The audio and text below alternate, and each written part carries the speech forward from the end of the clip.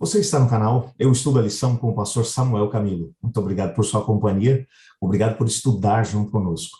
Hoje é quinta-feira, dia 25 de novembro, e o tema que estudaremos será arrependimento e conversão.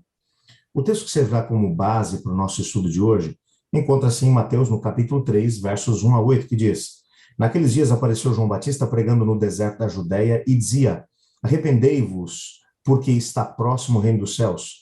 Porque esse é o referido por intermédio do profeta Isaías. Vós o que clamam no deserto, preparai o caminho do Senhor, endireitai as suas veredas. Usava João vestes de pelos de camelo e um cinto de couro. A sua alimentação eram gafanhotos e mel silvestre. Então, saíam a ter com ele Jerusalém, toda a Judéia e toda a circunvizinhança do Jordão. E eram por ele batizados no rio Jordão, confessando os seus pecados. Vendo ele, porém, que muitos fariseus e saduceus vinham ao batismo, disse-lhes: raça de víboras, quem vos induziu a fugir da ira vindoura? Produzi, pois, frutos dignos de arrependimento.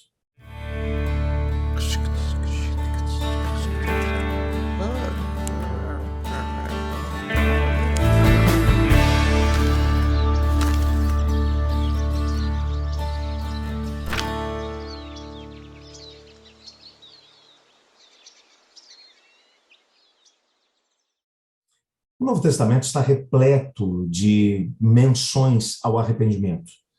Quando olhamos para o momento em que o mundo estava sendo preparado para receber Jesus Cristo da primeira vez, o homem que foi levantado para preparar o caminho para o Senhor, o texto que menciona, aliás, a chegada dele e a mensagem que ele pregou, que é Mateus capítulo 3, versos 1 a 8, menciona o teor da mensagem que ele pregava.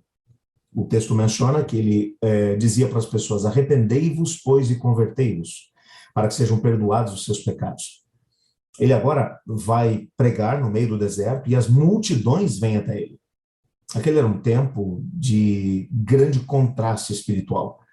Por um lado, você encontrava a classe religiosa sacerdotal, que era dominada pelos saduceus. Os saduceus simplesmente não acreditavam em nada sobrenatural, nem anjos, não acreditavam em ressurreição dos mortos, acreditavam simplesmente que havia essa vida para ser vivida. Pensa num pessoal que vivia numa perspectiva materialista. Já que eu só tenho essa vida para viver, vou viver de forma intensa. E por isso eles dominavam o poder. Era esse o pessoal que estava dominando o templo. Os sacerdotes, em sua grande maioria, eram da seita dos saduceus. Por outro lado, você tinha os fariseus. Os fariseus tinham uma doutrina muito boa.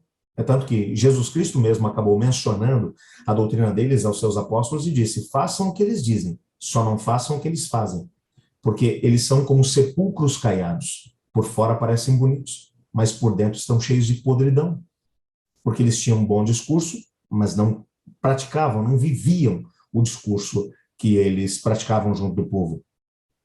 O fato é que, diante de uma condição religiosa como essa, João Batista começa a pregar. E ele prega que as pessoas deveriam se arrepender. Não apenas se arrepender, mas que deveriam também dar frutos dignos de arrependimento. Ele vai ser extremamente duro com os líderes religiosos do seu tempo, mencionando que eles viviam de aparência, mas que Deus era capaz de ver aquilo que estava dentro do coração.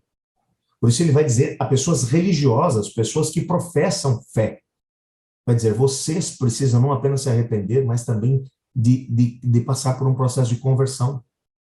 Arrependimento é tristeza pelo pecado, mas conversão é mudança de rumo. É seguir numa direção contrária àquela na qual se seguia, antes de poder se ter um encontro com Cristo Jesus e de se entender qual era o propósito dele para a nossa vida. Portanto, o próprio Cristo Jesus, quando esteve aqui, quando começou o seu ministério público, a sua mensagem também foi uma mensagem completa como essa. Em Marcos, no capítulo 1, verso 15, o texto diz: o tempo está cumprido e o reino de Deus está próximo. Arrependei-vos e crede no Evangelho.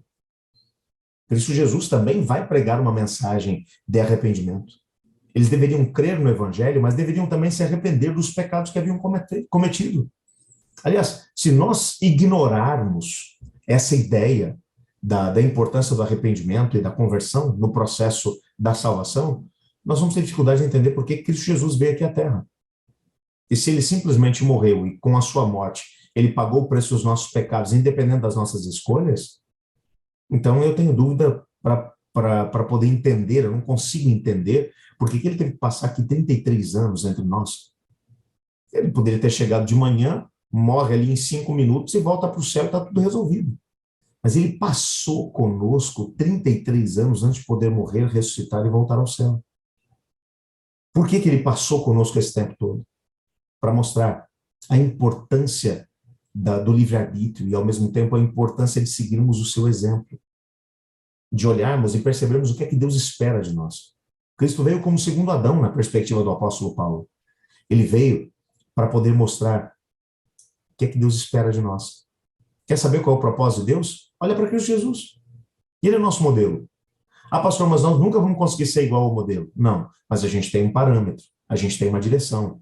A gente olha para Cristo e diz, é assim que Deus quer que eu seja. Conforme o Espírito de Deus entra dentro do meu coração, eu vou sentir tristeza pelos meus pecados. Eu vou sentir tristeza porque vivo de maneira diferente daquela que é o meu padrão, que é Cristo Jesus. E diante dessa tristeza, agora o Espírito de Deus começa a trabalhar no meu coração para que o meu rumo, a direção que eu tenho seguido, seja modificada. E então eu consigo agora seguir na direção proposta por Deus e vou, conforme esse processo vai acontecendo, na linguagem do apóstolo Paulo, vamos contemplando a face de Cristo Jesus e sendo transformados de glória em glória, na mesma imagem como pelo Senhor. O grande propósito de Deus é fazer com que voltemos a ser a imagem e semelhança de Deus, aquilo que éramos no momento da nossa criação, lá em Gênesis capítulo 1, verso 26. Mas que o pecado deslustrou essa imagem. Então, agora, para voltarmos a ter a imagem de Deus em nós, precisamos nos arrepender do velho estilo de vida, sentir tristeza porque vivemos em rebelião contra Deus, e ao mesmo tempo permitir que haja um processo de mudança de vida, de conversão. Ambos os processos são dirigidos e operados pelo Espírito de Deus em nós. É o Espírito de Deus que nos mostra a condição na qual nos encontramos, então isso gera tristeza pelo pecado, e ao mesmo tempo é Ele quem trabalha para mudar a nossa condição de pecadores, para podermos voltar ao caminho original de Deus para cada um de nós. O último parágrafo que vai aparecer aqui na nossa lição diz assim: alguns estudiosos veem no Novo Testamento ecos da ideia de arrependimento expressa em Deuteronômio. Por exemplo, quando Pedro acusou a nação de ter crucificado Jesus, vários ficaram muito comovidos e perguntaram a Pedro e aos demais apóstolos: que faremos, irmãos? Isso está lá em Atos capítulo 2, verso 37. Ou seja, cientes de seus pecados, eles se arrependeram e quiseram saber o que deviam fazer para estar bem com Deus, a quem haviam ofendido. E agora vem o desdobramento desse processo. Quando você descobre que é pecador, quando você descobre que está em rebelião contra Deus, é claro que existe alguma coisa que deve ser feita. E o que deve ser feito é um arrependimento que produza mudança de vida, conversão. Quem pode operar isso em nós? Deus, a terceira pessoa da Trindade Divina, o Espírito Santo. Portanto, hoje o que somos chamados a fazer é passar por esse processo, juntos, na companhia do Senhor Deus. Olha comigo para que isso possa ser uma realidade. Obrigado, Senhor, por tua palavra e porque temos a oportunidade de viver essa palavra, experimentando uma tristeza pelo pecado e, ao mesmo tempo, uma mudança de rumo. Tudo operado pelo Espírito do Senhor. Ajuda-nos a viver essa realidade, pois em nome de Jesus que oramos. Amém. Eu estudo a lição. E você?